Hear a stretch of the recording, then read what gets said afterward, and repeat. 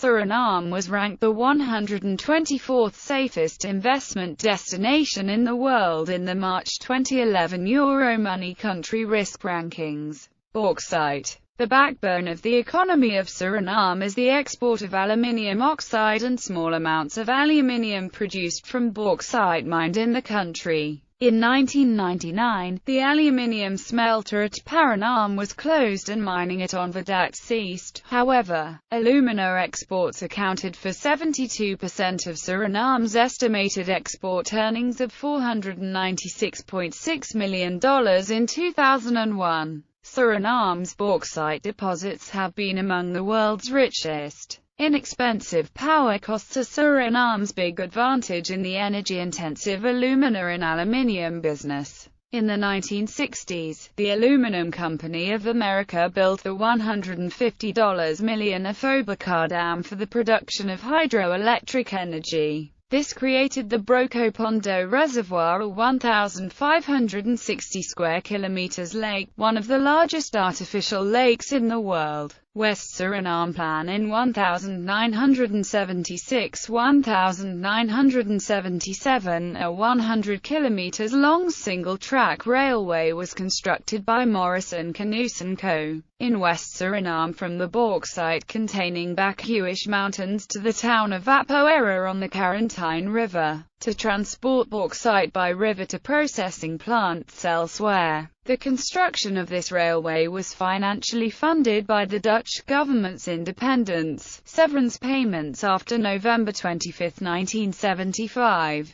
After completion of this railway and associated facilities, for political and economical reasons it was never actually used and was left to be overgrown by the jungle. Also, plans to construct a dam in the Carbalibo River were developed but never fully executed. In 1984, Suralco, a subsidiary of Alcoa, formed a joint venture with the Royal Dutch Shell-owned Billiton Company, which did not process the bauxite it mined in Suriname. Under this agreement, both companies share risks and profits. The major mining sites at Momo and Lelydorp are maturing, and it is now estimated that their reserves will be depleted by 2006. Other proven reserves exist in the east, west, and north of the country, sufficient to last until 2045. However, distance and topography make their immediate development costly. In October 2002, Alcoa and BHP Billiton signed a letter of intent as the basis for new joint ventures between the two companies,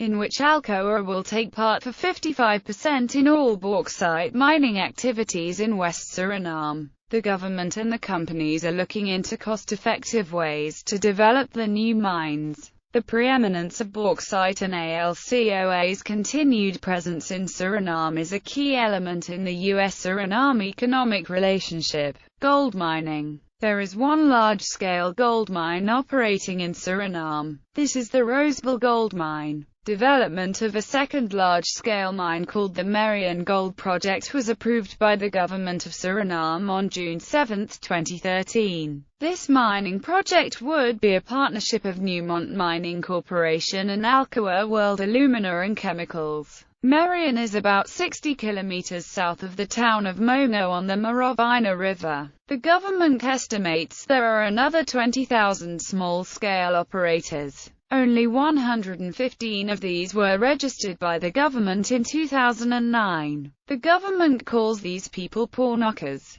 Commission for the Ordering of the Gold Mining Sector, Establishment of Ordning Gold Sector. Commission for the Ordering of the Gold Mining Sector was established by the government in 2010. OGS is leading the reform effort to develop sustainable and environmentally responsible gold mining practices and transform informal small-scale gold mining into a viable subsector of the mining and national economy of Suriname. Ban on mercury use in small-scale mining. Suriname doesn't produce chemical mercury and only allows mercury imports with a license. Since the 90s, these licenses weren't issued anymore. Moreover, all licenses are used for mercury imports for medical use or research. Therefore, trade and import in mercury is illegal. Mercury is used in the small-scale gold mining because smuggling made mercury available. However, people who are caught with mercury in the possession will be judged and/or fined. Foreign investment. On April 13, 2013, the government reached an agreement with multinational IMGOLD to increase investment in Suriname. Caleta Mint House Suriname. On March 1, 2013, Caleta Mint House Suriname laid its funding stone and is expected to start its refinery production by the first quarter of 2014. Caleta Mint House will be instrumental in producing clean gold in Suriname. Caleta Mint House have been awarded the ISO 9001-2000 certification for gold and bullion manufacturing and ISO 14001 environmental certification. The company is presently applying for ISO 14025 for the assaying of gold and silver. Caleta will focus on melting and producing gold bars to international standards for local and international markets. Minamata Treaty. In October 2013, the UN wants to adopt the Minamata Treaty to ban the use of mercury altogether in Suriname. The School of Mining. The government initiated a training unit within the ordnance gold sector called the School of Mining. This training unit consists of 14 teachers. The teachers' training started February 2013 and is aimed at preparing them for the fieldwork. The duties of the teachers will be to provide hands-on training on the gold fields to small-scale gold miners.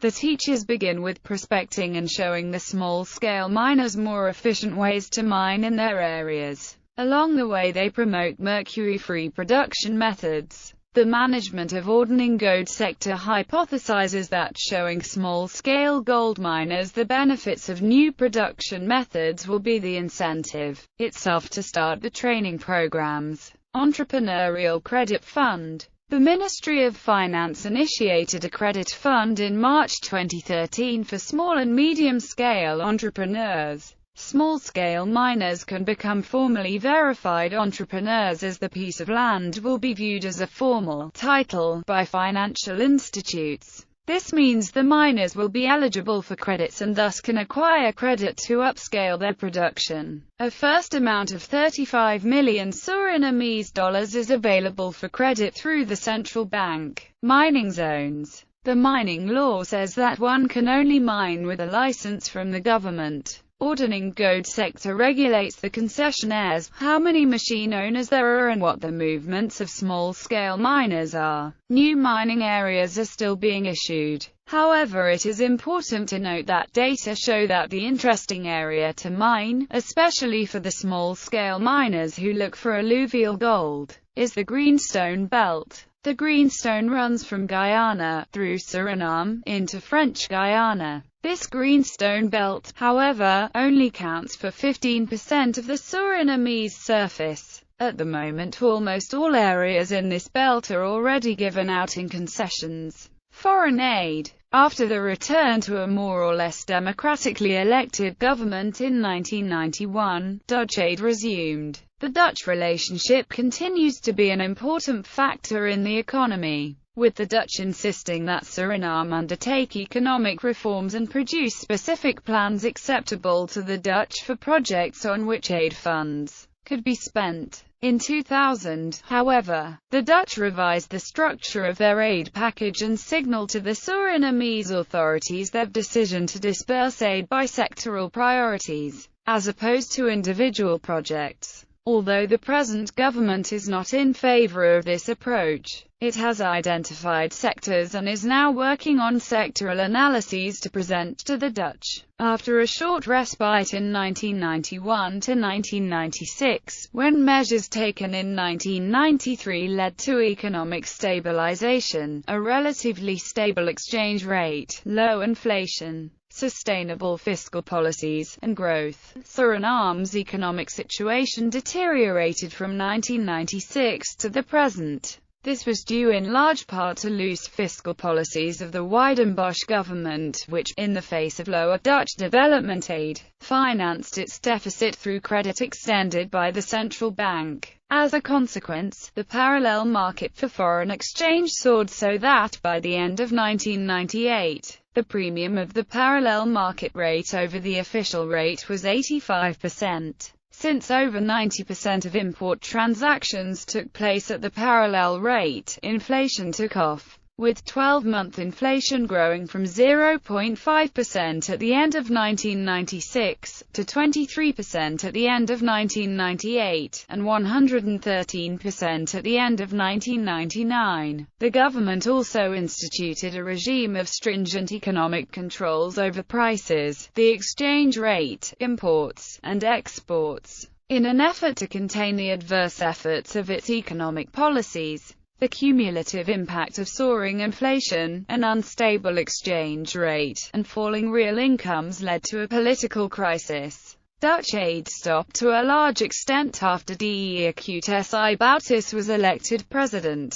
Aid from China has increased. Politics. Suriname elected a new government in May 2000, but until it was replaced, the Wiedenbosch government continued its loose fiscal and monetary policies. By the time it left office, the exchange rate in the parallel market had depreciated further. Over 10% of GDP had been borrowed to finance the fiscal deficit, and there was a significant monetary overhang in the country. The new government dealt with these problems by devaluing the official exchange rate by 88%, eliminating all other exchange rates except the parallel market rate set by the banks and cambios, raising tariffs on water and electricity, and eliminating the subsidy on gasoline. The new administration also rationalized the extensive list of price controls to 12 basic food items. More important, the government ceased all financing from the central bank. It is attempting to broaden its economic base, establish better contacts with other nations and international financial institutions,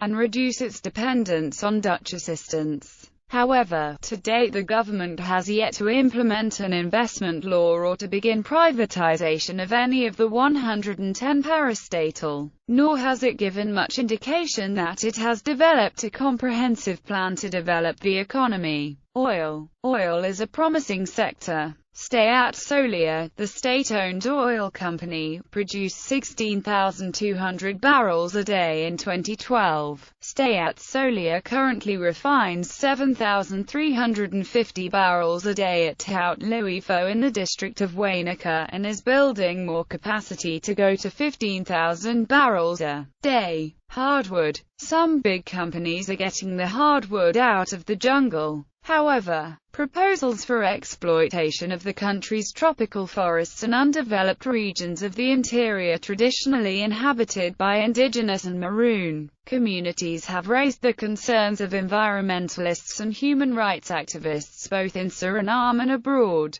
These opposing parties are not yet strong in Suriname. Banana. State-owned banana producer Serland closed its doors on April 5, 2002, after its inability to meet payroll expenses for the second month in a row. It is still unclear if Serland will survive this crisis. It was remodeled as Stichting Behoud Bananen Sector Suriname. The rumor was that because of political differences Serland was manipulated in shutting down. The SBBS has made banana profitable for the first time in 20 years. http://www.agf.nl/newsbrick_detail.asp?id=26663 http://parbode.com/index.php ? Option=com_content in task =view and id=544 and item id=23 other exports. A member of CARICOM, Suriname also exports in small numbers rice, shrimp, timber, bananas, fruits, and vegetables. Currency. Moreover, in January 2002, the government renegotiated civil servant wages, agreeing to raises as high as 100%. pending implementation of these wage increases and concerned that the government may be unable to meet these increased expenses. The local currency weakened from SF 2,200 in January 2002 to nearly SF 2,500 in April 2002. On March 26, 2003, the Central Bank of Suriname adjusted the exchange rate of the US dollar. This action resulted in further devaluation of the Surinamese guilder. The official exchange rate of the US dollar was SF 2,650 for selling and SF 2,600 for purchasing. With the official exchange rate, the CBVS came closer to the exchange rate on the parallel market, which sold the US dollar for SF 3,250. From 2011, Surinamese dollar equals 100 cent, 1 United States dollar is California, 3 Surinamese dollars and 20 cents from 2004 to 2011. Surinamese dollar equals 100 cent, 1 United States dollar is California, 2 Surinamese dollars and 74 cents before 2004. Surinamese gulden equals 100 cent. 1 Surinamese dollar equals SRG 1000. Coins had extremely low official value and a much higher collector's value. Their official value has now been multiplied by 1000. The value in SRD cent is equal to the former value in SRG cent. The same applies for currency notes. Surinamese guilders per US dollar 2,346.75, 2,178.5, 1,322.47, 859.44, 401 note. During 1998, the exchange rate splintered into 4 distinct rates. In January 1999, the government floated the guilder, but subsequently fixed it when the black market rate plunged. The government then allowed trading within a band of SRG 500 around the official rate. Statistics. Industrial production growth rate 6.5%. Electricity production 1.58 billion kWh. Electricity production by source. Electricity consumption 1.44 billion kWh. Exports 0 kWh. Imports 0 kWh. Agriculture products paddy, rice, bananas, palm kernels, coconuts, plantains, peanuts, beef, chickens, forest products, shrimp. There are no patent laws in Suriname.